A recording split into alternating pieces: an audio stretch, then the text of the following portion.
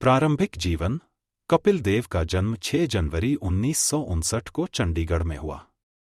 उनका पूरा नाम कपिल देव रामलाल निखंज है।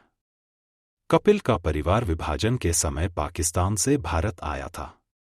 कपिल के पिता का नाम रामलाल निखंज था, जो एक बिल्डर थे, और उनकी माता का नाम राजकुमारी था।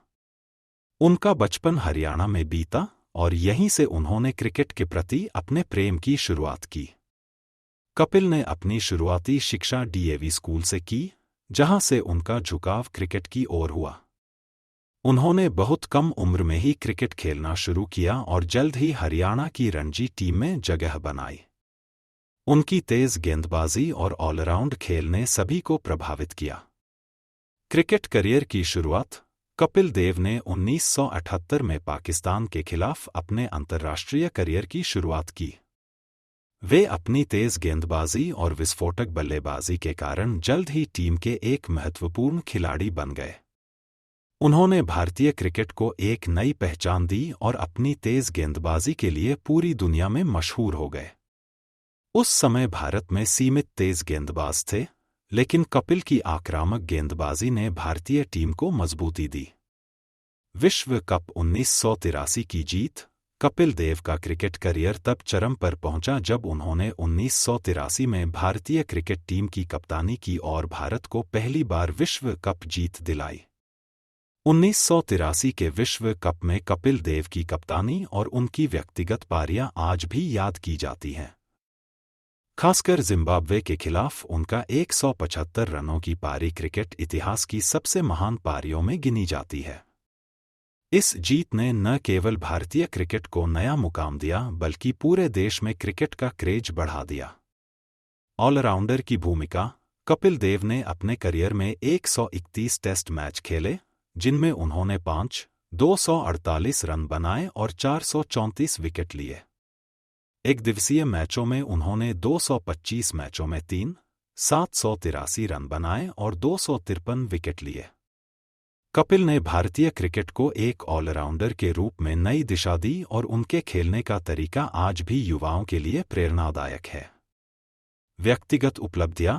Wisden cricketer of the year 1983। उदास स्माइली। 1983 में विश्व कप जीत के बाद कपिल देव को इस प्रतिष्ठित पुरस्कार से सम्मानित किया गया।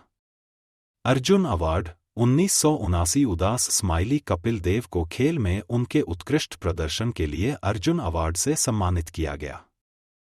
पद्म भूषण 1991। उदास स्माइली। भारत सरकार ने उन्हें 1991 में पद्म भूषण से नवाजा। 1994 में सर्वाधिक टेस्ट विकेट। कपिल देव ने 1994 में रिचर्ड हेडली का रिकॉर्ड तोड़कर सबसे ज्यादा टेस्ट विकेट लेने वाले गेंदबाज बने। संन्यास और उसके बाद। कपिल देव ने 1994 में अंतर्राष्ट्रीय क्रिकेट से संन्यास लिया। उनके संन्यास के बाद भी भारतीय क्रिकेट में उनका योगदान जारी रहा।